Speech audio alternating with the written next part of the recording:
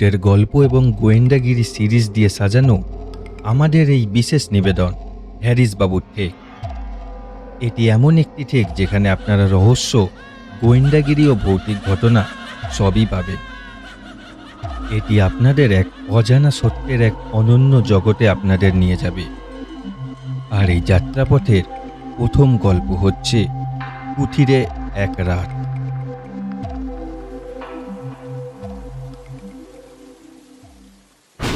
সেদিন সন্ধ্যায় আমি 10-20টা আরামদায়ক গোলবাড়ি আর ছাউনি পেরিয়ে এসেছিলাম ঠিকই, কিন্তু তার একটাও আমার পছন্দ হয়নি। অরচেস্টারশায়ারের গলিগুলো বড়ই আঁকাবাঁকা আর কাদায় ভরা। সন্ধ্যার মুখোমুখি আমি একখানা খালি কুঁড়েঘর দেখতে পেলাম। রাস্তা থেকে একটু দূরে অগাছায় ভরা একটা নোংরা বাগানের মধ্যে ঘরখানা। আসন্ন সন্ধ্যার ম্লান রক্তিম আলোয় ঘরখানাকে কেমন অদ্ভুত লাগছিল, লাগুক অদ্ভুত। এই হবে আমার রাতের আস্তানা। সারাদিন প্রচণ্ড ঝড় বৃষ্টি হয়েছে। বৃষ্টি থামলেও আবার বেগ এখনো কমেনি। বাগানের ফলের গাছগুলোর ডালপালার মধ্যে দিয়ে এখনো শোঁ শোঁ করে শব্দে বাতাস বইছে। বাতাসের বেগে পাতার ওপর জমে থাকা বৃষ্টির জলের ছিটে পড়ছে বাগানের এদিকে ওদিকে। বাইরের বর্ষণ থামলেও এ বাগানে বুঝি এখনো বৃষ্টি শেষ হয়নি। কুটিরের ছাদটাকে তো বেশ শক্তপোক্ত বলেই মনে হচ্ছে। আশা করা যায় বৃষ্টির জল ঢোকেনি ভিতরে। ভিতরটা বেশ শুকনোই আছে। একটা পছন্দ মতো শুকনো জায়গা দরকার। হ্যাঁ, একান্তই দরকার, না হলে মারা পড়ব যে এবার। কেননা আমার পোশাক পরিচ্ছদ বৃষ্টিতে ভিজে একেবারে গায়ের সঙ্গে লেপ্টে রয়েছে। মন স্থির করে ফেললাম এ বাড়িতেই রাত কাটাবো। রাস্তার সামনের দিকে তাকালাম পিছনের দিকে।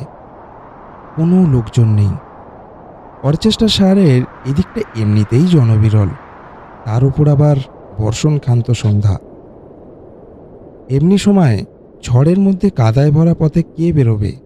অতএব একটা দিক থেকে নিশ্চিন্ত। অনধিকার প্রবেশের দায়ে কেউ আমাকে অভিযুক্ত করতে পারবে না। কোটের লাইনিংয়ের ভিতর থেকে একটা লোহার কাঠি বের করলাম। সেটার সাহায্যে বন্ধ দরজাটা খুলে ফেলতে খুব একটা অসুবিধা হলো না আমার।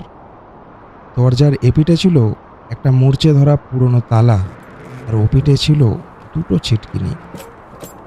এগুলো খোলা কোনো সমস্যার ব্যাপার নয়। ভিতরে ঢুকলাম। ভিতরটা বড়ই অন্ধকার, স্যাঁতস্যাঁতে আর ভারী অন্ধকার। দেশলাই জ্বালালাম। একটা ওয়াটারপ্রুফ মোড়কের মধ্যে থাকায় এটা ভিজে অকেজো হয়ে যায়নি। কাঠির ম্লান আলোয় দেখলাম একটা অন্ধকার পথের কালো মুখ। হাওয়ার দমকে কাঠিটা নিভে গেল। আমি দরজাটা বন্ধ করে দিলাম।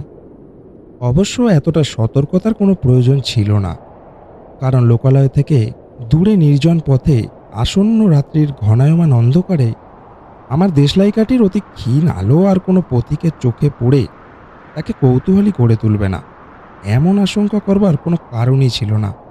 তবু কথায় বলে না, সাবধানের মার নেই। আর একটা কাঠি জ্বালালাম। তার আলোটুকু সম্বল করে এগোলাম অন্ধকার পথে। কাঠি নিভে গেল। জ্বালালাম আর একটা কাঠি। এমনই করে কাঠি জ্বালতে জ্বালতে এসে পড়লাম পথের শেষে। সেখানে ছোট্ট একখানা ঘর। ভাগ্যক্রমে সে ঘরের দরজায় কোনো তালা লাগানো নেই। ভেজানো ঘরের দরজাটায় ঢুকলাম। ঘরখানা যেন একটু ছিমছাম। একটা জানালা রয়েছে, কিন্তু সেটা বন্ধ। ঘরের এক কোণে একটা মূর্ছে ধরা চুল্লি। বহুত আচ্ছা, ভাবলাম অন্ধকার রাতে কেউ ধোঁয়া দেখতে পাবে না, সুতরাং চুল্লিটা জ্বালানো যেতেই পারে। ভিজে পোশাকটাকে আগুনে সেঁকে নেওয়া দরকার। কিন্তু জ্বালাবো কি দিয়ে? কাঠকুটো কোথায়? অসহায়ভাবে চারপাশে তাকালাম। দু এক টুকরো কাঠও কি পাবো না এই রাতে? সমস্যার সমাধান হয়ে গেল সঙ্গে সঙ্গে। ঘরের ভিতরকার দেওয়াল তো ঢাকা রয়েছে ওক গাছের চমৎকার তক্তা দিয়ে। বড় ছুরিখানা নিয়ে খানিকটা তক্তা কেটে নিলাম। ঘরখানায় খুঁত হয়ে গেল যে, কিন্তু তাতে আমার কি? আমি তো এই বাড়ির মালিক নই। আমি তো মোটে এক রাতের বাসিন্দা। শুকনো ওক কাঠের চুল্লিতে চমৎকার আগুন জ্বলল। চায়ের জল চড়িয়ে আমি আগুনের উত্তাপে ভিজে পোশাক শুকোতে লাগলাম। বুট জোড়াকেও রাখলাম আগুনের কাছাকাছি। জল আর চায়ের সরঞ্জাম আমার সঙ্গেই ছিল। চা খেলাম, পোশাকও শুকোলো। এবার শুয়ে পড়া ছাড়া করণীয় কিছু নেই। খিদে পেয়েছে, কিন্তু সঙ্গে যে খাবার ছিল তা পথেই শেষ হয়ে গিয়েছে। অগত্যা পেটের খিদে পেটে রেখেই শুয়ে পড়তে হলো। একসময় ঘুমিয়েও পড়লাম, কিন্তু খুব বেশি সময় ঘুমোতে পারলাম না। কেননা যখন জাগলাম তখনও চুল্লিতে আগুন বেশ উজ্জ্বলভাবেই জ্বলছিল। মেঝের শক্ত তক্তার ওপর ঘুমোনো অতটাও সহজ নয়। শরীরের অঙ্গ প্রত্যঙ্গ কেমন যেন অসাড় হয়ে আসে। একটু নড়াচড়া করলেই ঘুম ভেঙে যায়। পাশ ফিরে আবার ঘুমানোর চেষ্টা করলাম। আচম্বিতে একটা শব্দ শুনে চমকে উঠলাম। অন্ধকার পথটায় পায়ের শব্দ। শব্দটা এগিয়ে আসছে এই ঘরের দিকেই। আগেই বলেছি, এই ঘরে একটি মাত্র জানালা, আর সেটাও বন্ধ। যে দরজা দিয়ে আমি এ ঘরে এসেছি সেটি ছাড়া আর কোনো দরজা নেই। ঘরের মধ্যে লুকোবার মতো কোনো আলমারি অথবা কাবার্ডও নেই। বাড়ির মালিক আসছে। এখন আমি পালাই কি করে? আমি তো হাতে নাতে ধরা পড়ে যাব। কিন্তু এই অবস্থার মুখোমুখি হওয়া ছাড়া আমার সামনে দ্বিতীয় কোনো পথ খোলা নেই।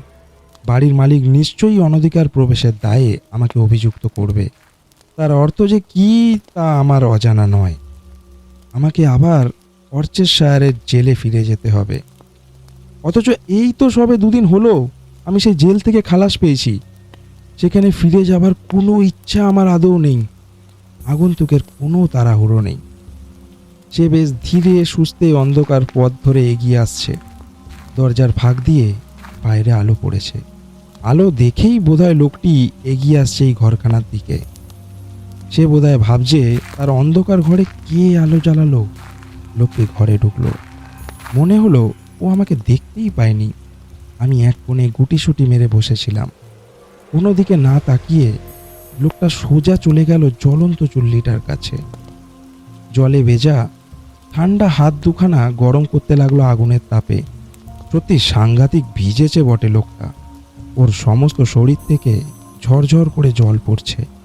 স্বীকার করি, আজকে সারাদিন প্রচণ্ড বৃষ্টি হয়েছে। সন্ধ্যের আগে একটু থেমে আবার শুরু হয়েছে ঝড় বৃষ্টি। লোকটার পোশাক পরিচ্ছদ পুরনো আর জীর্ণ। ওর সমস্ত শরীর থেকে জল ঝরে পড়ছে ঘরেরই মেঝেতে। লোকটার মাথায় টুপি নেই, চুল ভিজে সপসপে। চুল থেকে জল ঝরে পড়ছে চুল্লির জ্বলন্ত কাঠের ওপর। একটা হিস হিস শব্দ করে আগুনটা এঁকে বেঁকে উঠছে। সে শব্দের মধ্যে দিয়ে ফুটে উঠছে যেন একটা অন্ধ আক্রোশ, একটা দুর্বোধ্য অসুয়া। বুঝলাম লোকটি মোটেই একজন আইন মেনে চলা সুনাগরিক নয়। ও আমার মতোই একজন ভবঘুরে পথের ভদ্রলোক। সুতরাং একই পথের পথিক আমরা।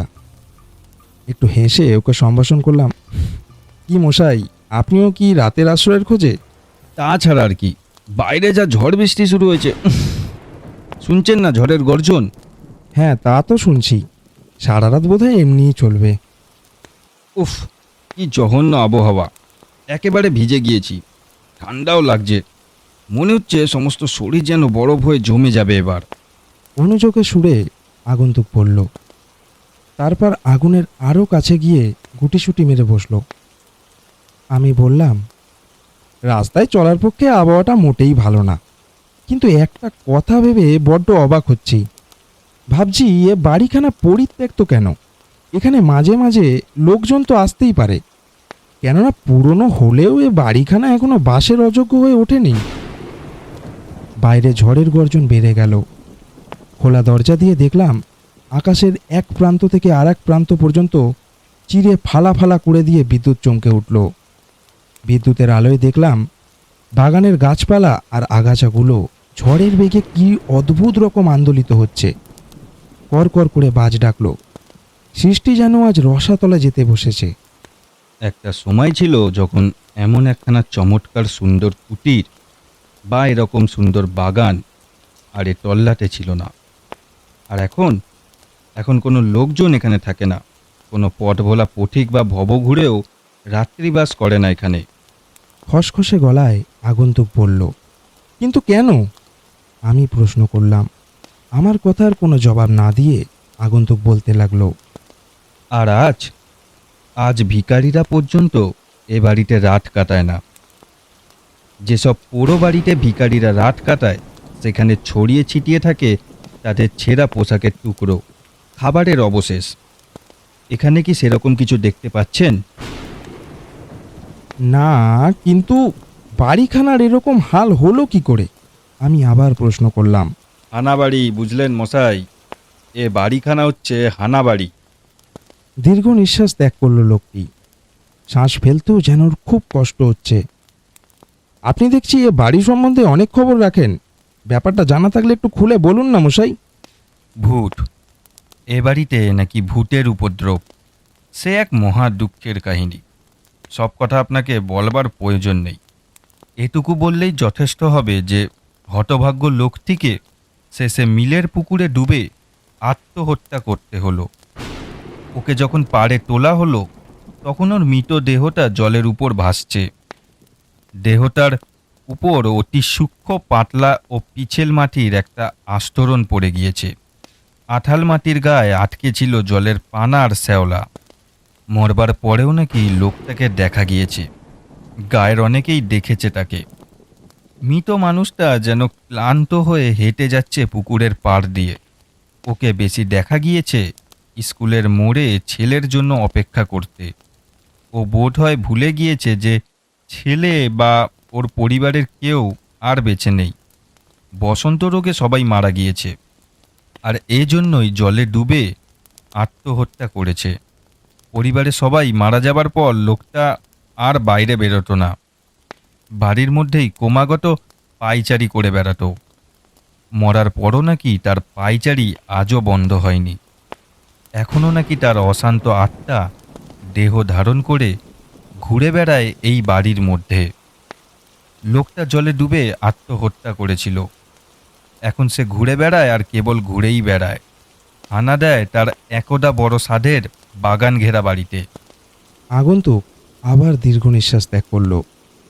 সে একটু নড়ে চড়ে বসতেই তার বুট জোড়ার মধ্যে থেকে জলের পচপচ শব্দ শুনতে পেলাম।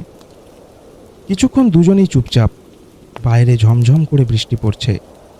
শোনা যাচ্ছে ঝোড়ো হাওয়ার হুঙ্কার। হাজার হাজার অদৃশ্য ক্রুদ্ধ দানব যেন দারুণ আক্রোশে ঝাঁপিয়ে পড়ছে এই ছোট্ট কুটিরখানার ওপর। বাড়িখানাকে যেন ওরা উড়িয়ে নিয়ে যেতে চায় বহু দূরের দানব লোকের পথে। বিদ্যুৎ চমকাচ্ছে, আর সঙ্গে সঙ্গে শোনা যাচ্ছে বজ্রের ক্রুদ্ধ গর্জন। শেষ পর্যন্ত নীরবতা ভেঙে আমি বললাম, আমাদের কিন্তু কুসংস্কার আচ্ছন্ন হলে চলবে না। অলিক ভূতের ভয়ে আমরা যদি এ বাড়ির আশ্রয় ছেড়ে দিয়ে চলে যাই, তবে এই দুর্যোগের রাতে খোলা আকাশের নিচে জল কাদা ভরা রাস্তাতে আমাদের রাত কাটাতে হবে। না না, এ বাড়ি ছেড়ে যাব কেন? ওসব ভূতের হানা গাল গল্প আমি বিশ্বাস করি না। হেসে বললাম, আমি করি না। শুনি কম লোকে নাকি ভূত দেখে, আমি কিন্তু কোনোদিনও ভূত টুত দেখিনি। আগন্তুক তাকালো আমার দিকে। ওর দৃষ্টি কি অদ্ভুত, কি বিষণ্ণ। মুহূর্তকাল চুপ করে থেকে সে বলল, দেখেননি? আপনার বোধহয় ধারণা ভবিষ্যতেও কোনোদিন ভূতের সঙ্গে আপনার মোলাকাত হবে না। ভালো। কোনো কোনো লোক তো সারা জীবনও ভূত দেখতে পায় না। ভূত নয়, পুলিশের লোকেরাই আমার ঘুমকে অস্বস্তিকর করে তোলে। পুলিশ আর পরের ব্যাপারে অহেতুক নাক গলানের লোকেদের জন্যই আজকাল রাতের বিশ্রাম পাওয়াটা খুব শক্ত হয়ে উঠেছে। লোকটার জীর্ণ পোশাক থেকে তখনও জল ঝরে পড়ছিল। ঘরের মেঝেটা ভেসে যাচ্ছিল সে জলে। ওর গা থেকে কেমন স্যাঁতস্যাঁতে ভেজা ভেজা গন্ধ আসছিল। আরে মশাই, এতক্ষণ আগুনের পাশে বসে আছেন, এখনো আপনার পোশাক শুকোলো না? গা আর মাথা থেকে তো দেখছি এখনো সমানে জল ঝরছে। শরীর শুকোতে আপনার কতখানি তাপ লাগে? বেশ অবাক হয়েই আমি প্রশ্নটা করলাম। শুকোতে? কাশতে কাশতেই আগন্তুক একটু হাসলো। বোধ করি ওর হাসিটাই বোধহয় কাশির মতো। তারপর খসখসে গলায় বলল, আমার শরীর শুকোবার কথা বলছেন? না মশাই, আমার শরীর কোনো দিনই শুকোবে না। কি করে শুকোবে? আমার মতো যারা, তাদের শরীর চিরকাল ভেজা থাকবে। কোনো দিন আর শুকনো হতে পারে না তারা। বৃষ্টি, রোদ্দুর, শীত, গ্রীষ্ম যাই হোক না কেন তাদের অবস্থার কোনো পরিবর্তন হবে না। বিশ্বাস হচ্ছে না, দেখুন তবে। লোকটা তার কাদা মাখা হাত দুখানা ঢুকিয়ে দিল চুল্লির আগুনের মধ্যে, কবজি পর্যন্ত ঢুকিয়ে দিল। তারপর ভ্রুকুটি করে এক দৃষ্টে তাকিয়ে রইল জ্বলন্ত আগুনের দিকে। ওর চোখের দৃষ্টি ভয়ঙ্কর, এ যেন বদ্ধ উন্মাদের দৃষ্টি। না না, এ দৃষ্টি অমানসিক, এ দৃষ্টি অপার্থিব। মুহূর্তের মধ্যে সমস্ত ব্যাপারটা যেন আমার কাছে স্পষ্ট হয়ে উঠল। আমার মেরুদণ্ডের মধ্যে দিয়ে বয়ে গেল আতঙ্কের তুহিন শীতল স্রোত। গলা চিরে বেরিয়ে এলো এক নিদারুণ আর্তনাদ। বুট জোড়া হাতে নিয়ে আমি এক ছুটে বেরিয়ে গেলাম এই ঘর থেকে। কি করে যে অন্ধকার পথ আর বাগান পেরিয়ে বাইরের রাস্তায় এসে পড়লাম তা বলতে পারি না। বাইরের দুর্যোগের প্রকৃতিটাই যেন পাল্টে গেল আমার কাছে। বৃষ্টিধারাকে মনে হলো ঈশ্বরের আশীর্বাদ, কাদায় ভরা পথটাকে মনে হলো পরম আশ্রয়। বিদ্যুতের আলোয় আমি পথ দেখছি। বজ্রের গর্জন এখন আমার কাছে এগিয়ে যাওয়ার সংকেত। সেই বৃষ্টি ঝরা ঝোড়ো রাতে হানাবাড়িখানাকে পিছনে রেখে আমি জল কাদায় ভরা পথ ধরেই ছুট দিলাম সামনের দিকে।